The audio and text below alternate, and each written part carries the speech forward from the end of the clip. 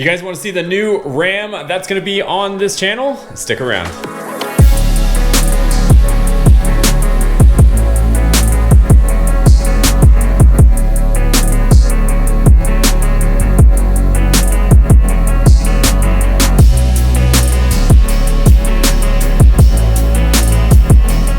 And welcome back to the channel, you guys. So as promised, we have a new Ram to the channel. So it's just around the corner.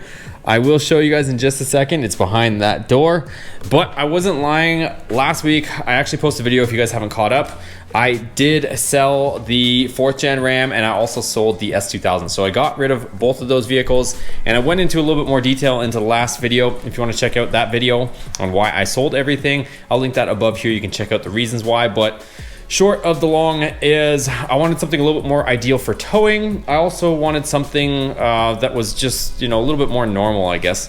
And I really, truth be told, I was thinking about getting a 5th gen, but I am planning on moving and I thought it would be a little bit of a waste to purchase a vehicle to only be in the state for a few months and have to pay a ridiculous amount of money to register that vehicle here in this state. So I thought, let's see what's out there. And pretty much a couple days after I sold the Ram, this deal popped up and I'm gonna get into it in just a second. So I have been daily driving the Viper because it's pretty much the only thing I have on the road. As you guys know, the Hellcoda is still not finished and this I don't have on the road at the moment because I just had so many things on the road that this one wasn't actually on the road. So that left me with literally just the Viper to drive for the past week or so. And still at the moment, that's all I've had to drive. So I guess I'm not gonna drag this out too much longer. Let's go and I'll cut to the footage of the new truck.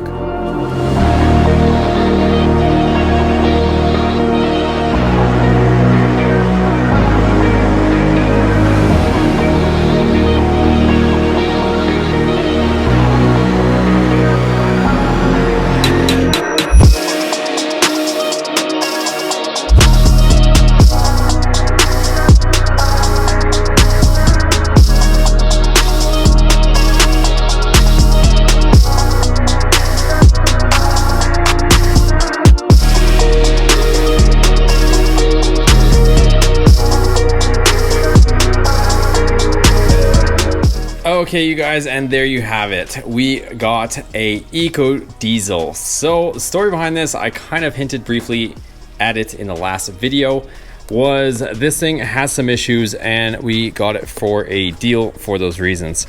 So this truck here is a 2016. It only has about 117,000 miles on it, fully loaded Laramie, and I got it for a good price because there is an issue with the engine.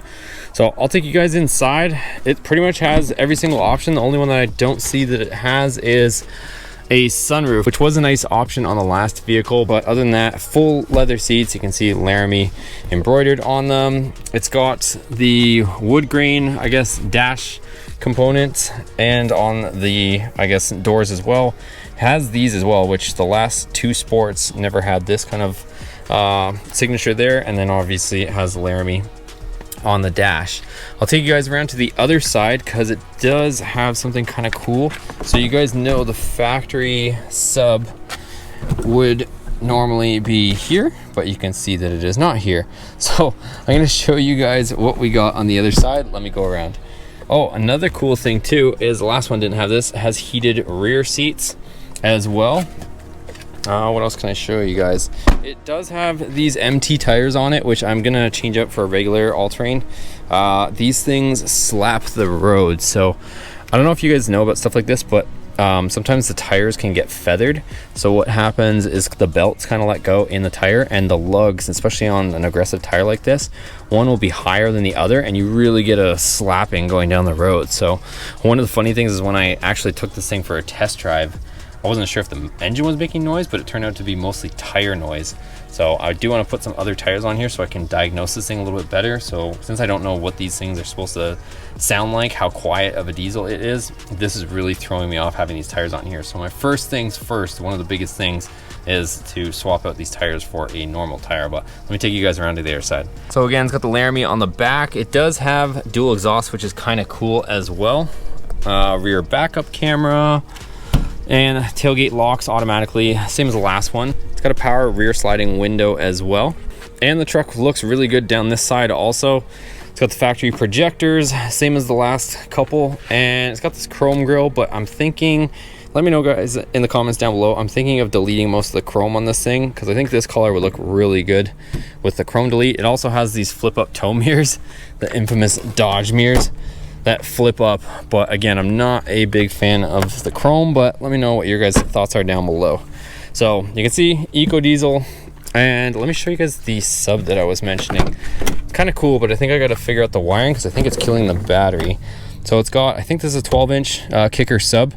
It's got the box for it as well, and then it has a little amp underneath here, but I pulled the fuse for now because I'm pretty sure it was killing the battery. I'll have to mess with that later, but for now I'm just trying to get this thing all sorted out so we can actually drive it. Let me pop the hood. I'll show you guys what this thing looks like underneath the hood, since you and me are definitely used to seeing the Hemi underneath the hood. Oh, it also has a tow package, you guys. So it's got, I looked up the specs, got a 355 gear ratio in the back. Well, I guess 4-wheel drive, so all the way around, and also has the factory brake controller, which is pretty cool. I also haven't seen this before, where it actually has different positions that it can memorize. The last ones were just power, but this one actually has different memory settings based on the key that you use, but I only have one key at the moment. Here's the power plant, you guys. So it's a 3-liter turbo diesel 6-cylinder.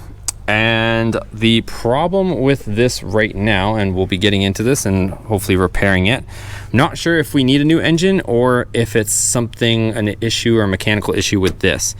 So I'll get into that in just a second and I'll show you guys exactly what it's doing.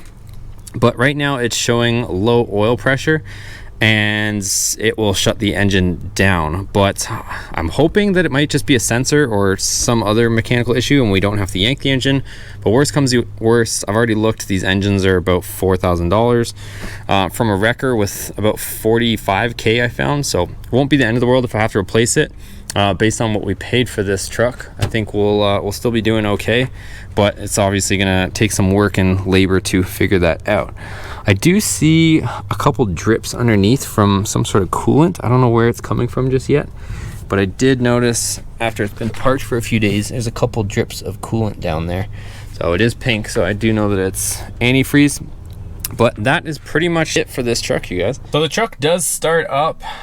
Start up sounds a little diesely, kind of has that like diesel squeak to it. I don't know if that part's normal just yet, but once it seems to be idling, it seems somewhat normal. So I'm hoping that it's nothing too major, but it does run and drive and move around. But the problem is it says low oil pressure and it'll shut the truck down, so you can't really go anywhere just yet. But let me see if like I said, this thing was killing the battery almost instantly, so I'm gonna see if disconnecting that amp will allow us to start it. So let me hit the start button and see what happens.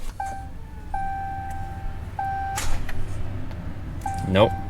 So battery is dead. So let me go ahead and put a trickle charger on it.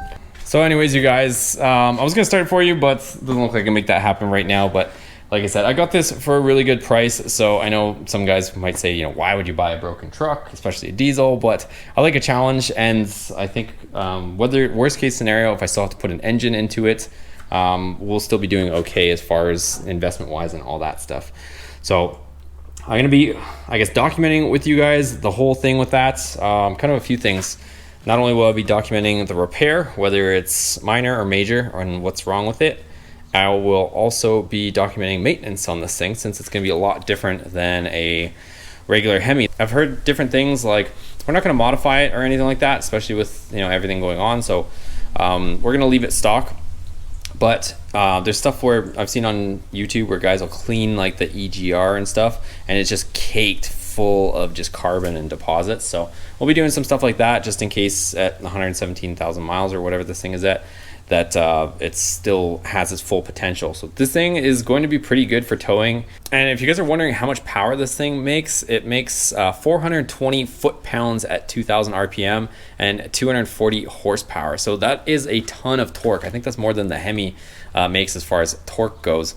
and it's going to be, like I said, great for towing. And then when you're running unloaded, some guys are getting like up to 30 miles per gallon. I think some of the guys that are even tuned are getting over 30 miles per gallon in their trucks. So even if I get, like I said, if it's fully stock and we, you know, get 30 or 29 miles per gallon, I'll be more than happy. Plus we'll be doing all the regular stuff as well, you know, fluids and stuff like that to keep this thing maintained, since I don't really know too much history about it.